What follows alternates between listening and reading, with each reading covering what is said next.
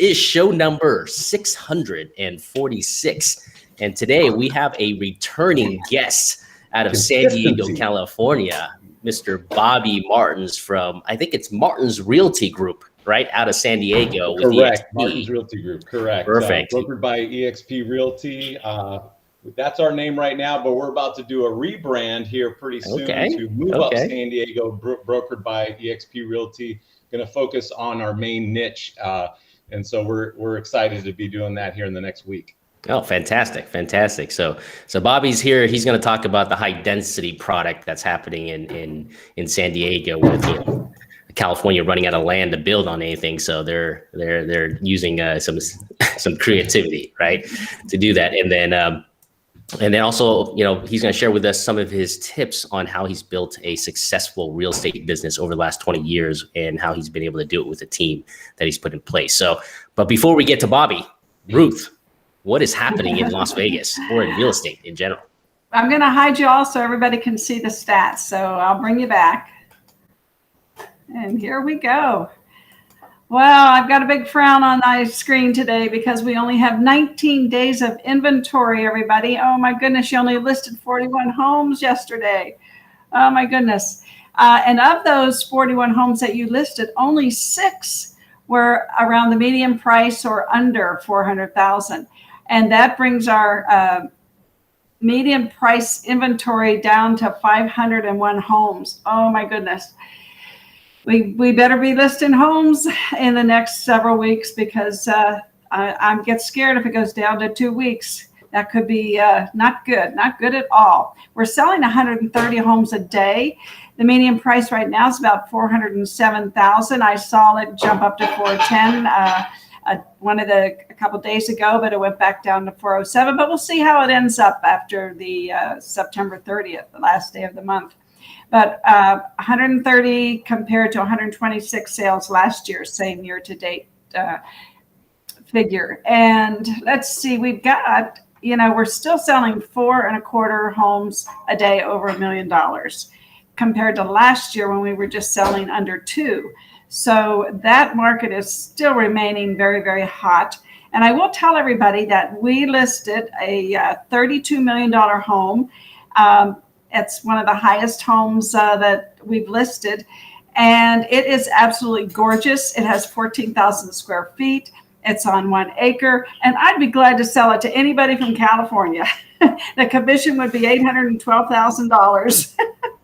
I could use that. Maybe I get a videographer and a producer. So what's happening? Well, what's happening that's notable today that I want to say something about is the non-owner occupied. The investors are buying 44 homes a day of that 130 homes. So that's about a third. They're buying of our inventory.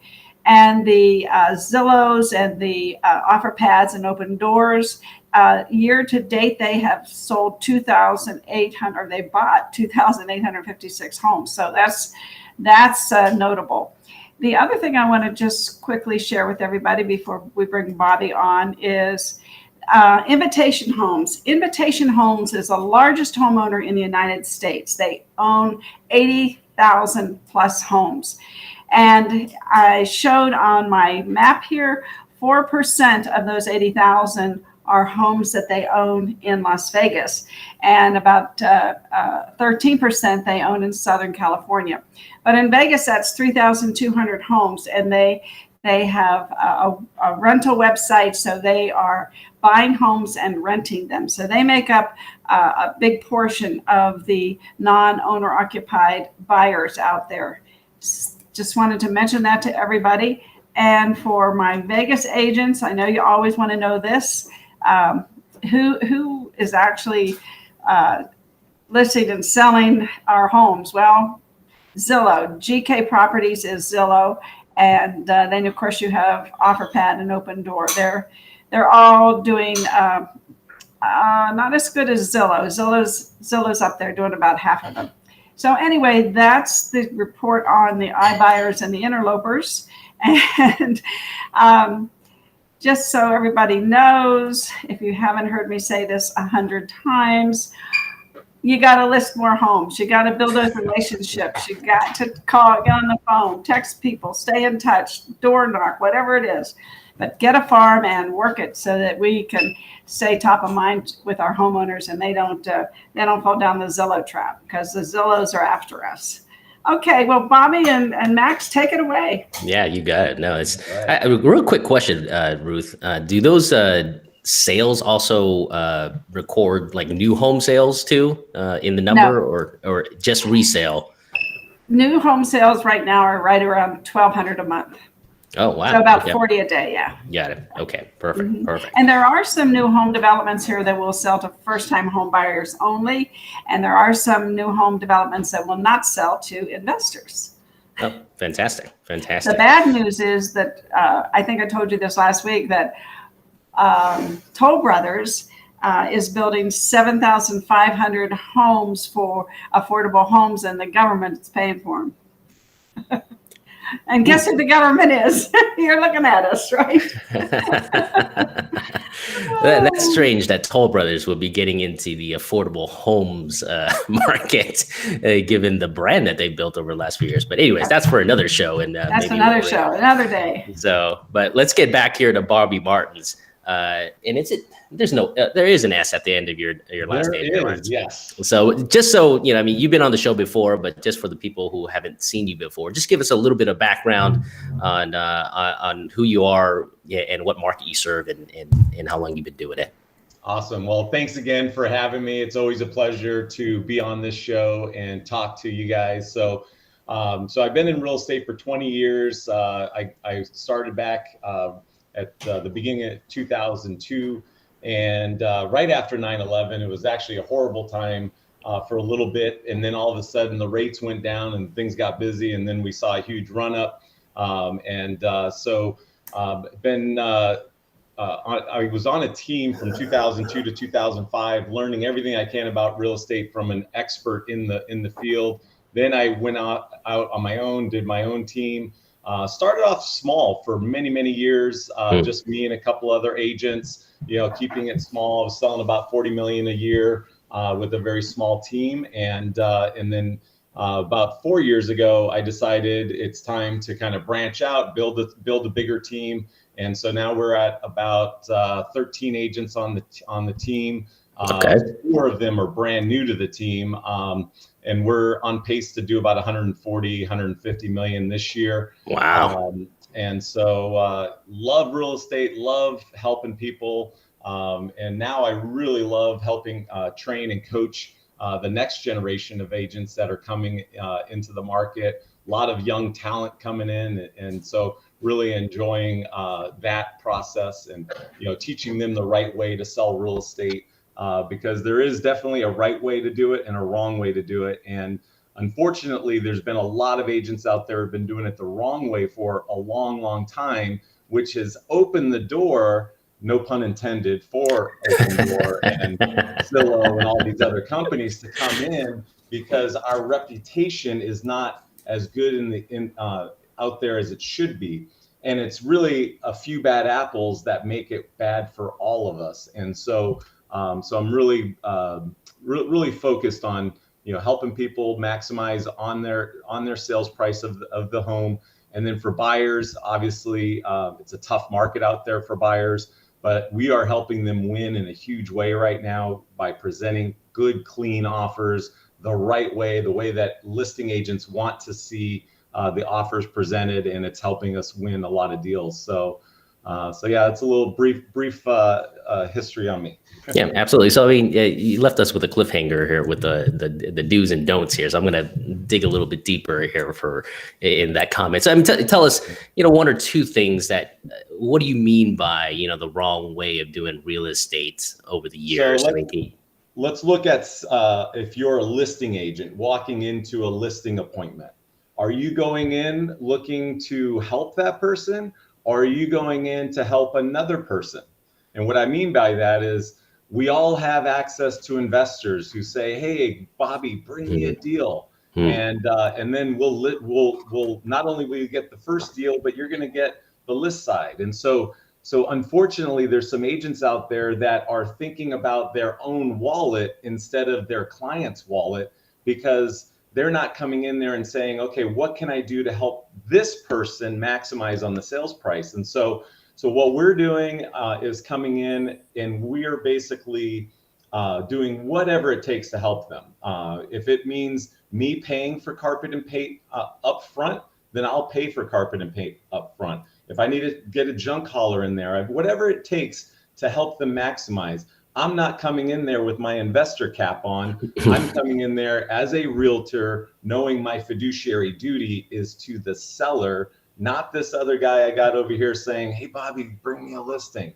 That's the biggest problem in our industry right now. So those people are no different than Zillow, no different than Open Door. Sure. They're vultures. And I'm not saying all of them. Some mean well, and some are great people, and some situations call for it, but it should be very few and far between that we're selling homes to investors. And I mean very few. It should be extreme situations where the people, the sellers, just absolutely don't want any showings. They don't want any, they want a quick sale, 5-10 days out. There's emergency situations where that happens, but it's very few and far between. And the biggest problem right now is it's very easy to go in and tell a seller, hey, I can get you 600 for your house, because 6 months ago, they thought that their house was worth 500. So when they hear 600, they're like, oh, what a great deal. But what they don't know is the house is worth 700. Right. And so I think, as on the listing side, you really just got to come in and look at the best interests of the client and do whatever it takes to help them.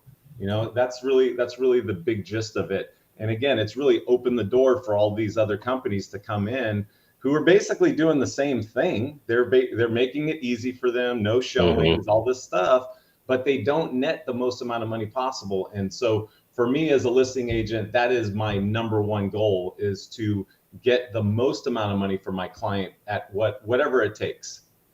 Even though it's more work, because obviously paint, carpet, junk removal, all these other things, those are phone calls that I have to make, and those are logistics that I have to go through.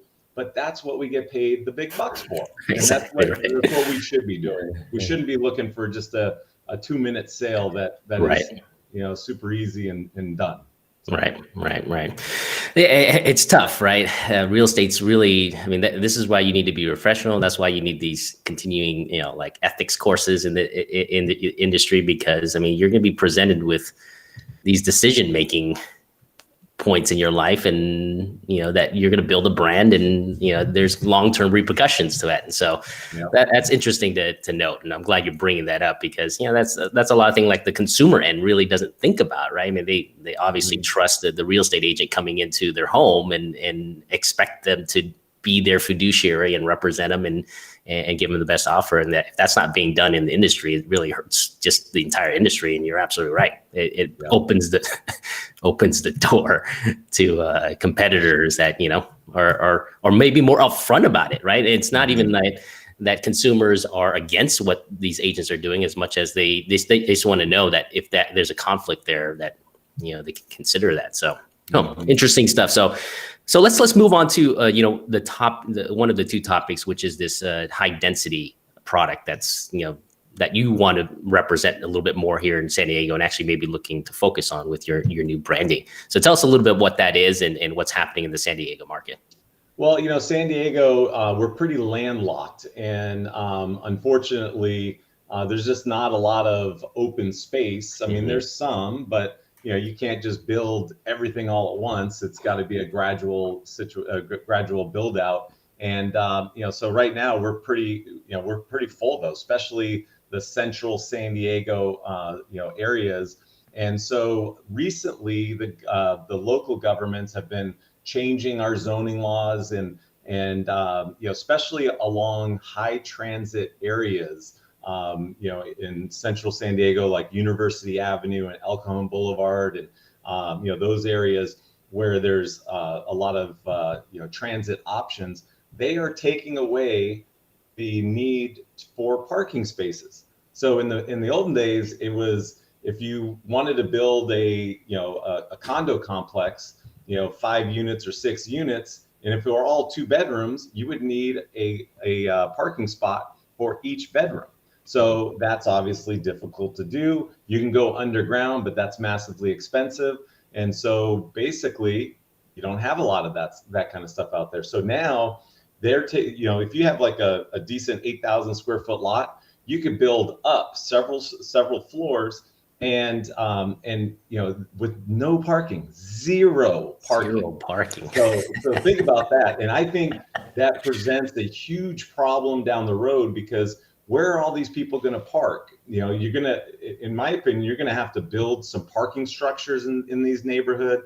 San Diego is so spread out. California is so spread out, and the transit options are terrible. I don't even know why they're doing this. I think it's a mistake. I think it's something that we will look back on and say, well, maybe that wasn't so smart. It's a little early to do it.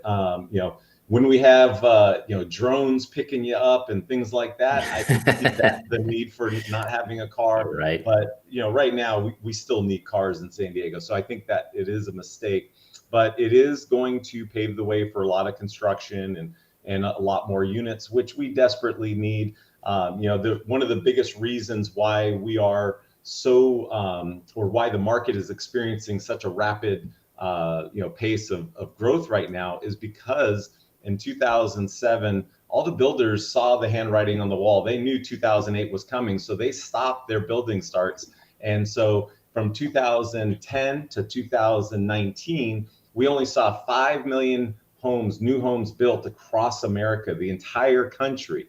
The 4 previous decades, over 20 million homes were built nationwide.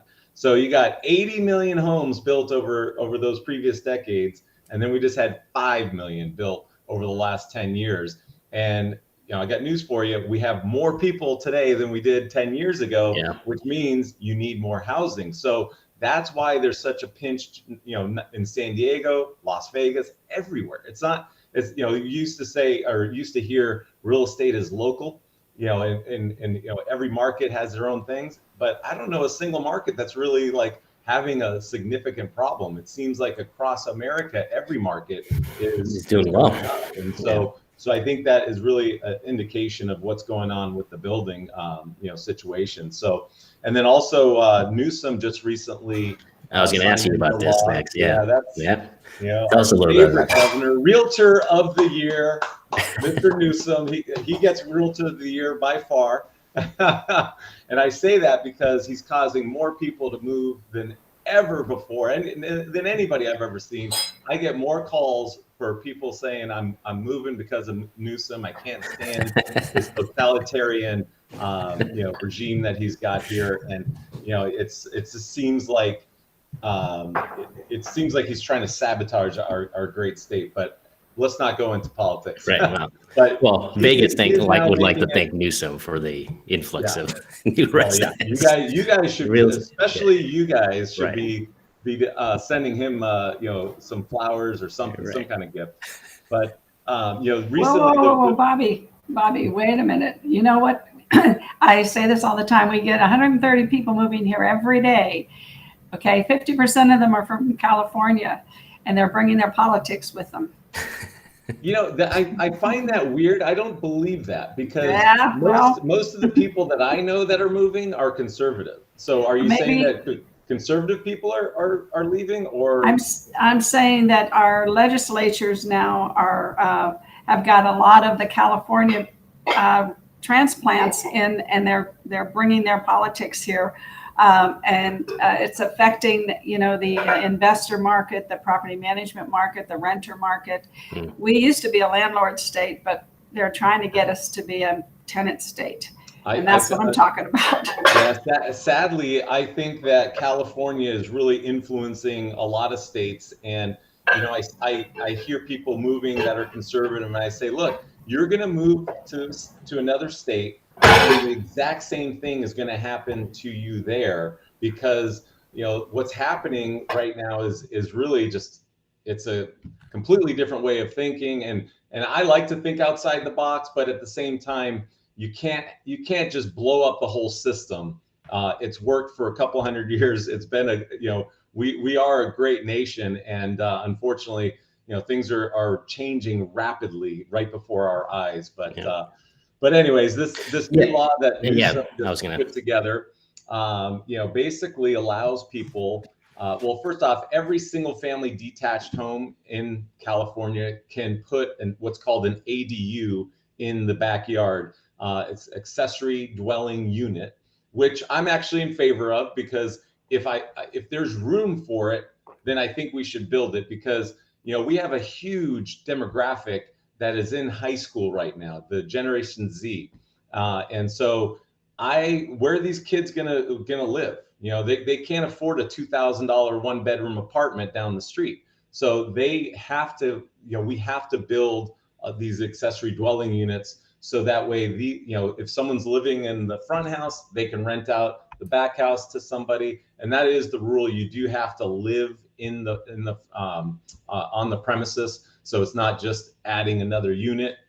The other thing that they just did was allowing you to do a fourplex on single family detached homes. So I'm still reading up on that, trying to find all the pros and cons of it. But obviously the biggest con of it is that if you moved into a neighborhood that was single family detached, right, and then all of a sudden the neighbor next door is building a triplex behind his single family detached home, like that's a problem. Especially, again, let's go back to parking. Right. Where are all these people going to park? You're going to have streets just lined with parking spots. So I'm not really in favor of all of that, but it is something that they're doing, and I think we'll have to see how it works out. I have a question for you. So with that law you just talked about, can I tear down my house then and build a fourplex? So I think you can. I think you can. Yeah, I think you can. So, and the problem with that is, because I think because I've been reading a little bit about this too, Bobby, they're looking to have more affordable housing in neighborhoods, in $1 million home neighborhoods or multi-million-dollar home neighborhoods, to give people the same access to schools and amenities that the people who can afford the more expensive homes have access to. Yeah, well, to fix that issue, all they have to do is school choice, and we've been trying to get school choice for a long, long time, and for whatever reason, the establishment hasn't wanted to do it. I guess maybe because the teachers union just doesn't want that to happen. So I'm all in favor of school choice, and the one thing that if you were to tear it down and build a fourplex, you would have to live in the property. You couldn't just make it an investment property, which again I'm in favor of. But it's going to be an interesting scenario. We'll see if it passes. The other part of it is the local governments, I'm sure, are going to be doing some major pushback. I don't see communities like Rancho Santa Fe and Del Mar allowing this in their community. So they're going to be pushing back. There's going to be some local ordinances that just say, no, you're not doing this. And so we'll see. We'll see what the courts end up saying. Yeah, I think Los Angeles is going to be hit the hardest and San Francisco by some of these laws. Mm-hmm. So has it passed yet, Bobby, or is it still, he's just proposing? Has the law actually gone through yet? It's signed. It's signed, okay. Yeah, this week. Yeah. I mean, and I believe he waited to sign after the recall as well. And he did the same thing for another bill that allows children, minors, to hide sex change operations and abortions from their parents. Wow. Man. Isn't that crazy? That is a little crazy. Could you imagine if your 13-year-old daughter went through an abortion and you didn't get to be there for that daughter, to help them through that time in their life. Right. I mean, I can't even imagine that. I have a 12-year-old daughter now, and it just really it bothers me that has been signed into law. Yeah. That's interesting. But from a real estate standpoint, my investor in the back of my mind is thinking, I mean, this could be another gold rush for investors, right? I mean, if you can tear down a single family residence here and build a fourplex, or but build they have to live in it, right, or build a triplex in your backyard. I mean, for all the the homes that have still some decent lot size that they don't want to do anything with. I mean, that's interesting. There's going to be a lot of construction, but you're right. The parking situation in LA, it's already a big problem. I mean, I've had friends that I remember, just a decade ago when I still lived there and had friends in LA, visiting them was just a nightmare, to go to their house. Cause even if they had underground parking, it was one space. And if they had a roommate, that person had a car. So everybody would line the streets, and it would take you, 15, 20 minutes to find a parking spot, a mile down the road, half a mile down the road. You have to take an Uber from your parking spot. Well, Bobby, to that point, in New York City, where there's no parking. Mm-hmm. So kids, what they're asking for their graduation gift is an Uber card for life. So they don't have maintenance, insurance, they don't have to pay for gas, and they don't need parking. Well, I think we should just have the federal government pay for that. And pay off their debt and pay out, why not? I mean, we got lots of money.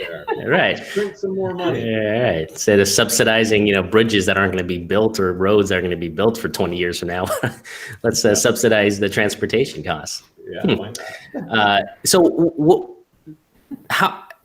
back to the high density units in San Diego. I mean, how high are these units are able to go in some of these plots? So most, like in the past, and especially in single family areas, in the past it was only 30 feet, but now I'm hearing you can go as high as 6 to maybe even 8 stories on some of these areas. And it's got to be within a 4-block within 4 blocks of lots of transit. So it's not all of San Diego that's going to be doing this kind of stuff, but it's really trying to create little mini cities, which, I mean, I'm not 1,000% opposed to. I mean, if you can create walkable areas that are super nice, I mean, I want to rebuild our city. I think, I mean, there's plenty of pockets that are really old, and some of these, and going back to the investor, some of these fall within opportunity zones. So that to me is where the true opportunity is, because then you get to benefit from the tax savings on some of these areas as well. Fantastic. Interesting stuff. I mean, a lot of changes, and this is the reason why you need to be professional. I mean, the landscape is changing rapidly in real estate right now, more so than we've ever seen before. Just the last 5 years. 5 months. I mean, you can't even evict somebody right now. Right. Come on. Right. No doubt. So talk about landlord state. I mean, we are definitely a state in favor of the tenant, which I do believe you got to take care of tenants. You got to take care of all people. It's got to be fair, but it's you can't screw over one person just because you think they're rich. Because they own property. Many of these people, they are relying on that fixed income, and they don't work, or maybe they can't work. If they're retired or whatever the situation is. So it's really it's been an interesting ride, especially this last 15 months. Yeah, absolutely. So with the changing landscape and moving forward here, what are you doing to build your team here, and what are you teaching them as they come on, especially new agents coming onto your team? What are some of the things that you're instructing them or having them do in their very 6 to 12 month career, in the first stages of their career here? Yeah, so the one thing that I love about team building is leverage. Leverage is such a powerful thing, because we all have 24 hours in the day. But the way I look at it now is I have 24 hours times 13. So if I lead correctly, I can put people on my team in a position to succeed, but it all starts with me. If I'm not bringing my A game, then they're not going to be able to perform at the level that they can as well. And so thankfully I got to learn from a great agent, broker Peter Middleton here in San Diego. He's been in real estate probably 25, 30 years. And he was my first trainer. I also got to watch Mr. Aaron Taylor in Las Vegas, the real estate guy. The reason why I got into real estate was because of Aaron. I've known him for a long, long time. And so, with my team now, basically I look at myself as, the rainmaker, the person that is making that phone ring. I'm the marketing expert. I'm reaching out to past clients. I'm getting listings.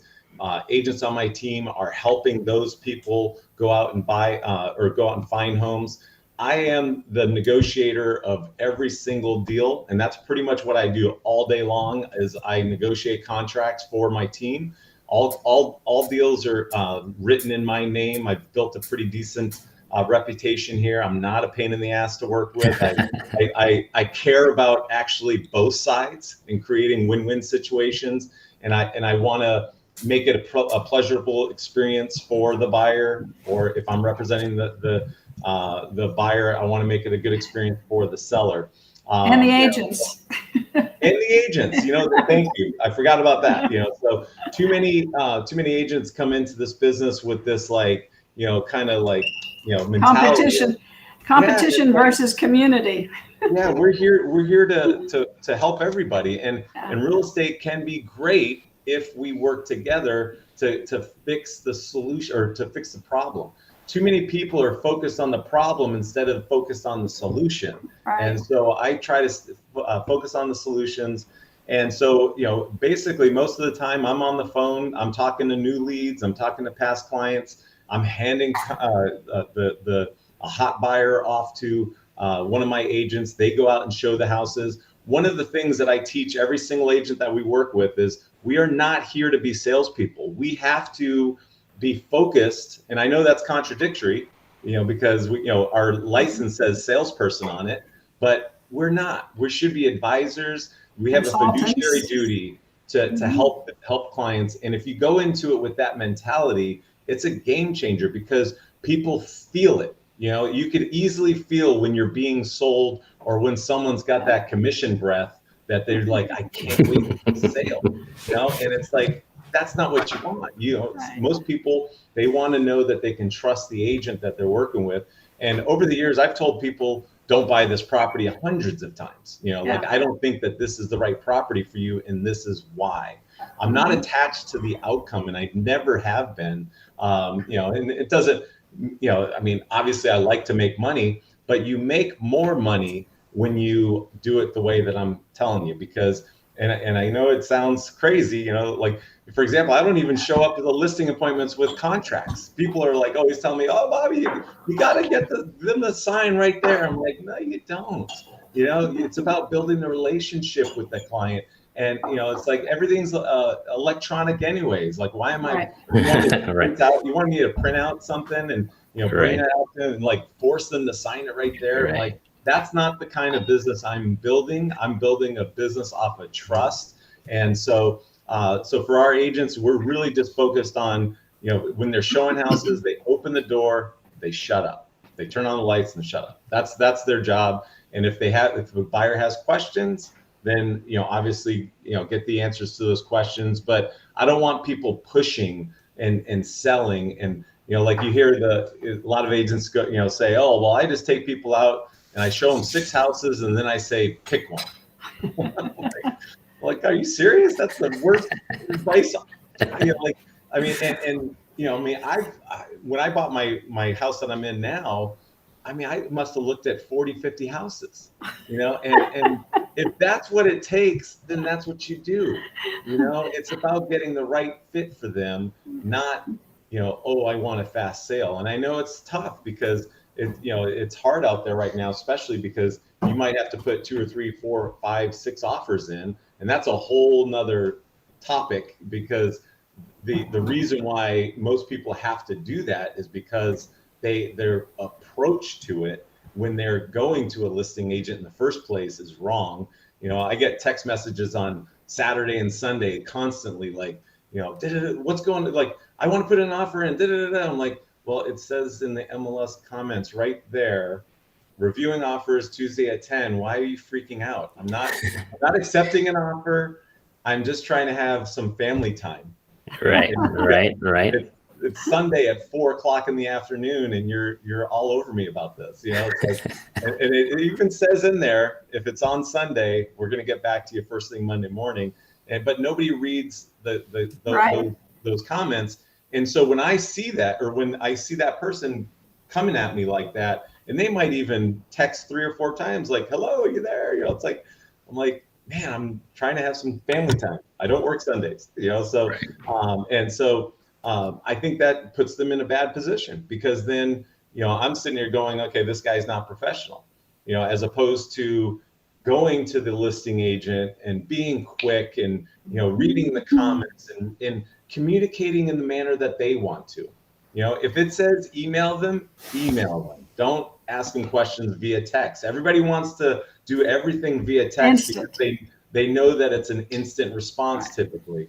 And, that's just not fair. And I know some agents watching this are going to be like, oh, it's your job. And like, it's not my job to work 24 hours a day, 7 days a week. Okay. That's when you get burnout. And that's why so many agents don't make it to retirement in this industry. They make it 2, 3, 4, 5 years, and then they're gone.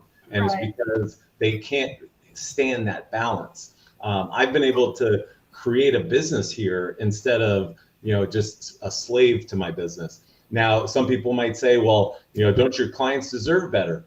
They know how I work. I tell them exactly what my schedule is. I show them that, for example, on our listings, we list a property on a Friday with no showings until the following Friday, every single listing.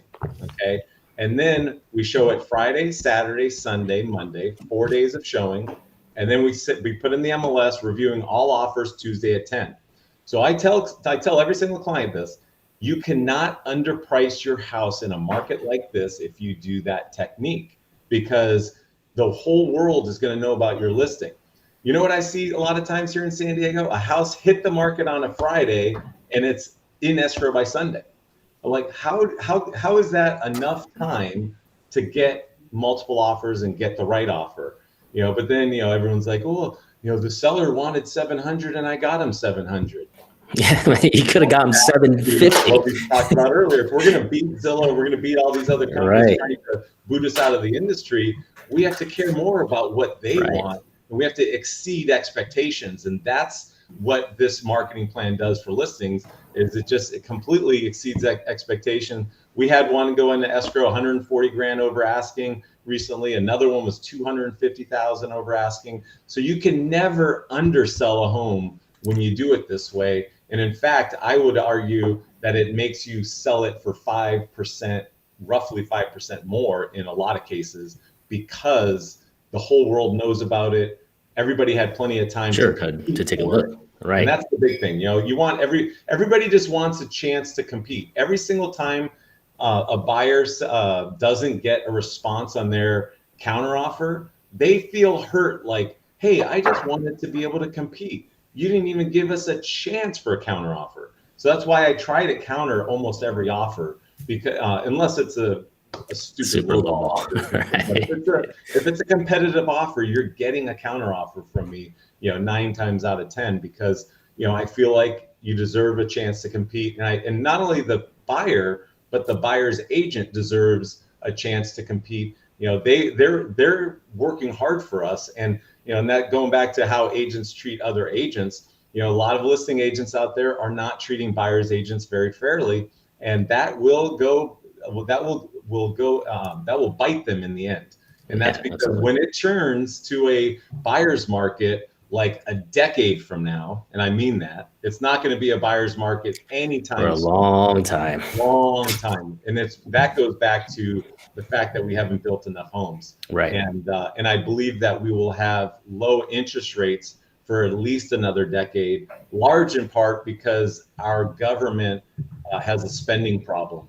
If rates go up too much, our national debt is not payable, and we would default. So we're going to have the government paying down the bond market to keep rates low for probably a generation.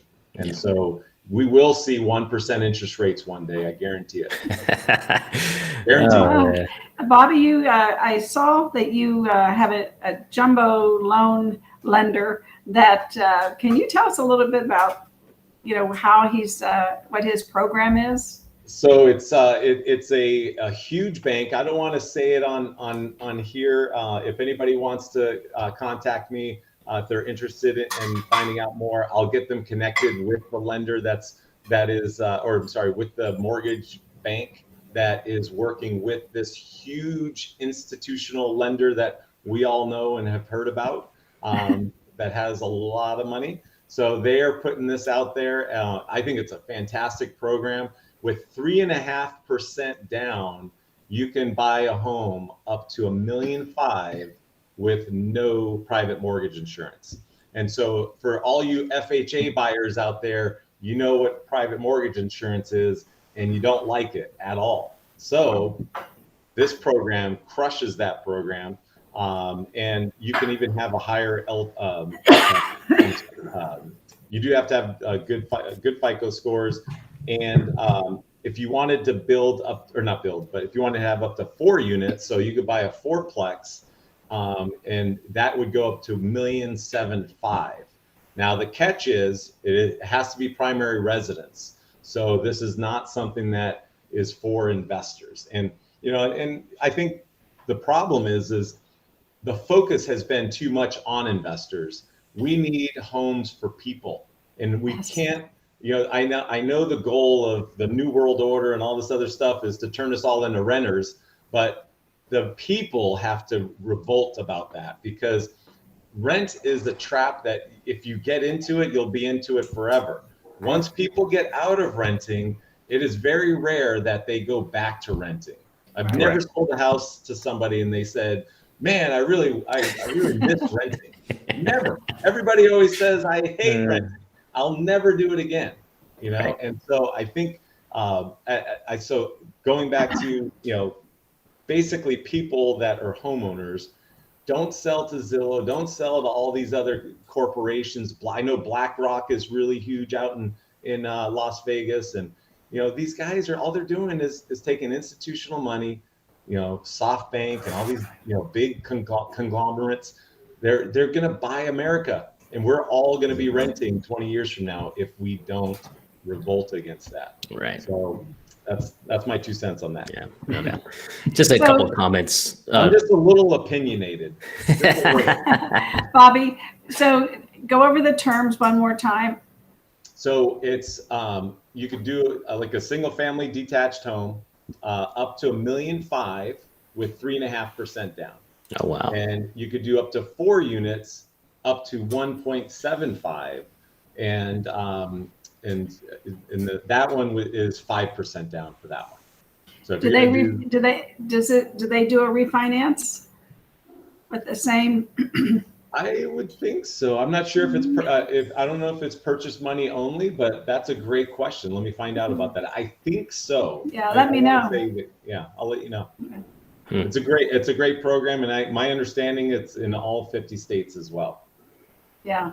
We had a lender on Max a couple weeks ago. Yeah, 2 weeks ago. 2 weeks ago, yeah, and he did bring that up about I think it's the same program. Okay. Yeah. No, interesting. Now, a couple comments. I really like your approach to your listing approach here, Bobby, because in this environment right now, you're not fooling anyone. I see real estate agents doing this all the time on my Facebook feed, right? Just sold in 3 days, or listed on Friday, and you're right, on Saturday got an offer.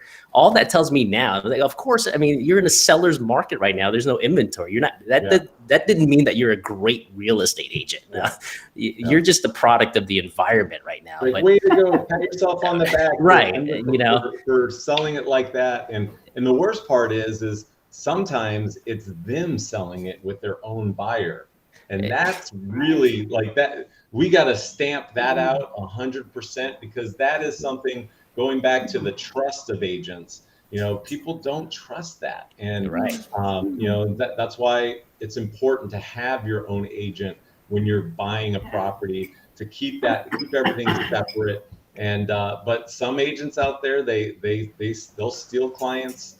they'll say, oh yeah, write the offer through me, and things like that. Especially nowadays, clients can pick up the phone, call the listing agent directly pretty easily. Most of the information is out there, and ask questions, and then next thing you know, they're writing an offer through that agent. And so it's pretty shady, if you ask me. Right. Yeah. Well, from a consumer standpoint, I never understood that, how you could double dip like that and be a fiduciary for both sides of the transaction. Right. Well, have you guys heard about the story down in Florida? Most people have. There was a $5 million transaction where a guy represented both parties, and a buyer came to that agent and said, wait, I want to buy it. And here's my verbal offer. And it was 400,000 more. And guess what? That buyer didn't get it. And I think he had his own agent. And so this agent double dipped, got a huge commission. It was like 265,000 or something like that. And the buyer who lost out reached out to the seller after, and found out that it wasn't portrayed in the or wasn't delivered in the manner that that he told the agent. Yeah. And so therefore, there's a huge lawsuit happening right now, which is not good for the industry, because I've been seeing that story popping around, and I know people share that kind of stuff, and all it does is tell the consumer that real estate agents are not to be trusted. And so I hope that guy gets the book, thrown at him. He should probably lose his license if the facts are the facts. Or, obviously the devil's always in the detail. The truth is always in the middle. So who knows, what the truth is. But 400,000 is a lot of money. And I would be pretty pissed if I was a seller, and I could have. I mean, that was the entire commission, more than the commission. So it's not. You're not performing your fiduciary when you're doing that to people, for sure. Yeah, no doubt. So, yeah, like I said, the industry is changing. Consumers are smarter these days, right? We have Zillow. Are they? Are they? I think so. I mean, are they? Because look at it. I mean, they're selling homes to investors. They're selling homes they're not doing their homework. Right. And so let me rephrase that by. I think consumers have more information, right, in front of them. Yeah. Whether it's good information, we don't know, and how they're processing, we don't know. But the days, Ruth and I have been saying this for 5 years now, which is the days of you just, hanging your real estate license up and then showing people around and turning on lights and unlocking doors and calling yourself a professional real estate agent. Those days are over. And so you need to change with the times. The consumer is expecting more. Let's change that. I mean, the consumer is expecting more from a professional. More services. Correct. Better service, quicker responses. One of the things that we've added to our service is we're not just here to sell your house or help you buy a house. We're here to help you with the entire move. We're your moving concierge, if you will. And that's really been great, because it allows me to help my referral partners. Sure. I've got a great mover. I've got a great packer. I've got painters. I've got all these great vendors that I work with. And I've been working with these people for years. And so it allows me to help them. And it really allows my clients to benefit, because they always call me up and they're like, Bobby, that was amazing. You made everything so easy. You know? And so I think, for the realtors watching this, add that into your repertoire. If you don't have a great vendor list, what I would recommend doing is start taking people out to lunch. Call them up, ask them, do you have a realtor that you love, that you give business to? And if they say no, I want to take you out to lunch. I want to earn your business as a referral partner, and I want to work together. Okay, right. Take them out to lunch, ask them questions. I have them sign a service provider guarantee that basically says stuff like, if one of my clients calls you, you got to call them back same day, as long as it's within business hours. You got to charge them a fair price. You basically just got to do a good job. It's kind of outline what I expect, and I will take them off that list in a minute if they don't do a good job. And so That's been a game changer for my business. It's allowed me to be a one-stop shop for my clients. And I always say this line to them. I say, look, if you need something, don't go on Yelp, don't go on Angie's List, call me, because I will help you get the right person. Even if I don't have somebody in my network, I know so many great agents, and you want a referred person. Correct. If you just go pick up the phone, call somebody on Angie's List or call somebody on one of these sites, it's sometimes it's hit or miss, right? You get what you get, and I want a good experience for my clients, and they deserve it. They're spending a lot of money to move, and so it's important that the process goes smoother for them. So Bobby, Brian Buffini recommends that every year you send your database a updated vendor list, and they look forward to it. And I took it one step further, and I told, I teach social media a lot. So I said, why don't you just get Alexa and program everything in there so that if they need a plumber, they just say, Alexa, I need a plumber. And Alexa comes back and tells them the phone number. And that's like $29 or $19, whatever it is, and state of the art. Great gift too. Can I tell you why I don't love that? And I hate to disagree with you. And I especially disagree with Mr. Buffini, who was a coach of mine early in my career. Love Brian. So I don't want to just give them the list. Okay. I want to talk to them. I want to engage with them. I want to see how they're doing, how they're feeling, how you loving the house. And then I also don't want to not be in the process, because what happens if client calls plumber doesn't call plumber back, or doesn't, or does a crappy job for that client, and I never know about it. Yeah. And so when someone calls me, I get them connected. Takes me 2 seconds. It's a text message. Here you go. You guys talk. And then after the work is done, I'm picking up the phone. Hey, Susie, how was the service that Bill provided you? Did he do a great job? Was there any problems? Oh, there was a problem. Well, let me give him a call and let me see what's going on. And then I'm calling up Bill, and I'm like, Bill, what the hell, dude? You didn't even show up for 3 days. What the hell? You're off the list. So I want to be part of it. I like that. It also allows me an opportunity to ask for referrals, not just from the consumer, but from the vendor, because that's what this is all about. You help each other out. You want reciprocation.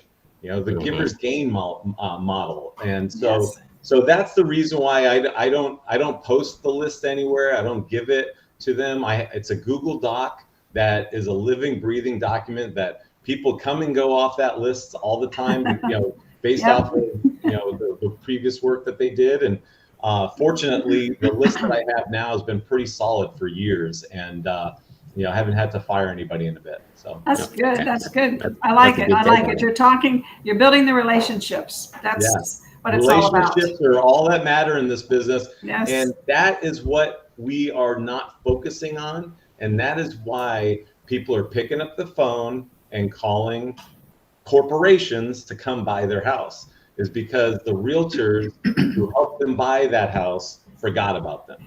And they Zillow makes 1 million phone calls a day to people. Yes, 1 million phone calls a day. So they're after us, believe me. Well, and I wonder where they got that data. Right. I'm gonna bet it's from Showing Time that they just bought. Well, no, they've also been accumulating it for 12 years. Believe me, they have a huge database of all the people want to know what their home is worth. People that are looking to buy a home, they've got it all. Yeah. I've been to Zillow headquarters. It is a very interesting place. As I walked out of there, the slime was all over. It was 9 floors of just craziness, and each floor had a kitchen, and everybody could eat whatever they want. You could just go in there and grab 10 things if you want. It was just, I was floored by the amount of money that was in that building, and it was in the is like one of the most expensive areas of Seattle, with views to Washington. I mean, it was crazy. And I the whole time I was there, I just couldn't stop thinking, we helped them build. Of course. But the worst thing was off of faulty data for years. Right. And what can you get on there on any of these public portals that you can't get from the MLS, except for maybe a quick, easy, cheap estimate that isn't even accurate. So I think the consumer needs to look at it as, okay, well, what is Zillow or realtor.com? What are all these portals doing for me? They're just providing data. Well, you can get that same data from your local real estate professional along with amazing information. Yes. And you can walk away with more money in your pocket if you're a seller. And if you're a buyer, you don't pay a commission anyways. So I think that, you know, we've got to fight back in a huge way. And but I'll tell you this, Ruth, if Zillow, realtor.com, if any of these companies ever figure out a way to make it better for the consumer, then I will go find another job and do something else. I really, really mean that, because that's what it's all about. At the end of the day, if our business model has to be better than theirs, and currently it is, but deception is making some people think, well, that's just the old way of doing it. Who's doing these commercials? I want to say it might be Open Doors doing some commercials that it's like, you know, it's, you know, everything else has changed on how you do it, but yet we're buying homes the exact same way. You know, it's like, it's kind of shady, the whole thing. But like I said, I mean, I think as long as our way is better, which in a tight market, it definitely is. You know, we got a lot of buyers out there wanting to buy these properties, but, you know, realtors have to do a better job. And I think the biggest issue is it's so easy to become a realtor. You know, I coach a lot of agents, and you'd be surprised some of the questions that I get sometimes. I'm like, oh my God, like seriously. Here's a Zillow phone call. Hey, Bobby, I see that you're looking on my Zillow platform to find out how much your home is worth. And if you're thinking of selling, I want you to consider this. With Zillow, if we sell your home, there will be no agent disruption. We will not invade the privacy of your home by having people trample through it. We will not give you the stress of wondering if the buyer can qualify.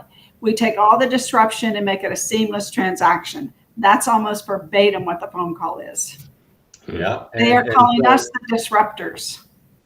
Yeah, I guess so. We're the disruptors, I guess, right? That's really interesting that they're saying it that way. But you know, I think, but it is a wake-up call hearing that.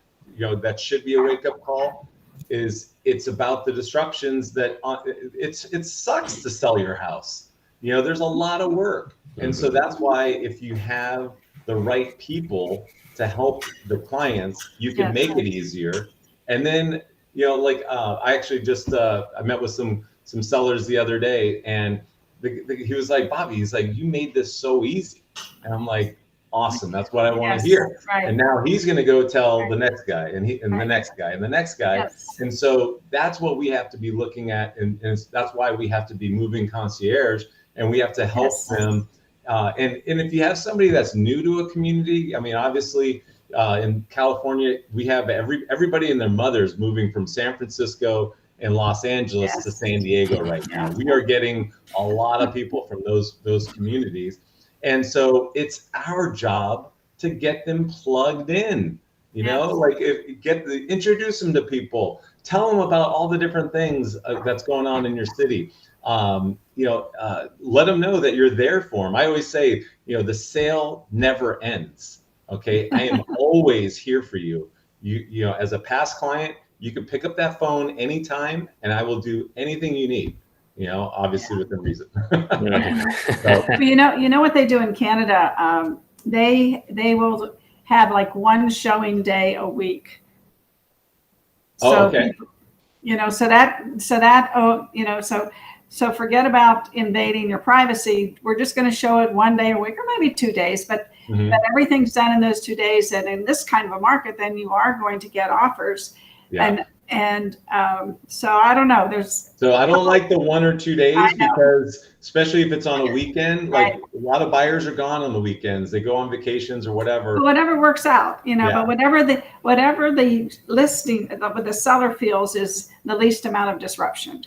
Well, with the way that we're doing with the 4 days, Friday through Monday, I actually tell my clients, I say, look, you want to know the best thing to do? Go on a vacation for the weekend. Give me your house for 1 weekend. We'll get it prepped up. I've got stagers. I've got all this stuff. We'll get it dialed in for you. And then go on a little trip for a weekend. By the time you get back, I'm going to have multiple offers and you'll be in escrow. There you go. That's the way to do it. Yes, exactly. It's easy. It's so easy. Yes, but the key is you got to underprice the house just a little bit. And that's where some clients are like a little iffy on that one thing. They don't want to leave any money on the table, but it's counterintuitive. It actually it puts more money on the table. Yes. You could list a house at $1, and I guarantee you that house will sell exactly where it's supposed to sell in today's market, just because of supply. Good point. Great point. Yeah. All right. Good stuff, Bobby. We're at the top of the hour, a little past the top of the hour. So thank you for coming back onto the show. And Ruth will put your contact information for any questions and anybody looking in the real estate market in San Diego. Yes. Look up Bobby Martins. I've got a team in LA and I've got a team in San Francisco that I'm working with as well that can help people. So anywhere in California, we can help you. Perfect. What's your phone number, Bobby, real quick? 858-204-7259. Hold on, not that quick. 858. 858-204-7259. 7259. Let me just put up there for a minute. Perfect. Some good stuff. I mean, thank you for being open to sharing your kind of techniques and stuff like that, because you can tell you're about community, about relationships, and that's a big differentiator. That's the only thing that's going to make you different in this environment right now is how you do your business. And if you're, like you say, if you're focused on commissions and making the fastest buck as a real estate agent, one, you're probably not going to last very long in this business, right? And two, consumers can feel it and see it a mile away. And when you compete against a person like Bobby Martins, who's going to come in either before or after you, they're going to notice a huge difference on the approach. Yeah, no chance. Yeah, no chance. Right. Absolutely right. So appreciate you coming on, sharing your knowledge here. Hopefully we'll have you back in the future to kind of give us an update on what's happening in Southern California and California in general. But Ruth, what is happening this week in training? Well, we have a general class, and it's for broker management and agent management, and they can sign up at bee.vegas, and you can Zoom or come into classroom, and you still get your continuing education credits. And it's at 8400 West Sahara if you want to come to the classroom, because we always have free food and beverages. So sign up now, and it's Wednesday from 2 to 5. All right. All right, everybody. Everybody have a great week, and tune in on Monday for Ruth at 9 a.m. All right, Bobby. Thank you guys. Thank you guys for having me. Thank you, Bobby. You were great. Always a pleasure.